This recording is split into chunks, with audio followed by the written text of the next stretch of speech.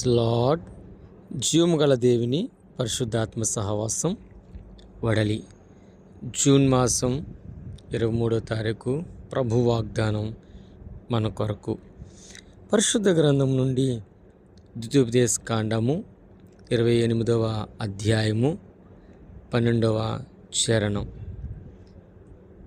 ఆకాశమును తన మంచి ధనానిధిని తెరుచును, నీవు అనేక జనములకు అప్పిచ్చేదువు కానీ అప్పు చేయవు. ప్రియమైన దేవుని జనాంగమా, సకాలంలో దేవుని యొక్క వర్షం అంటే దైవికమైన వర్షం.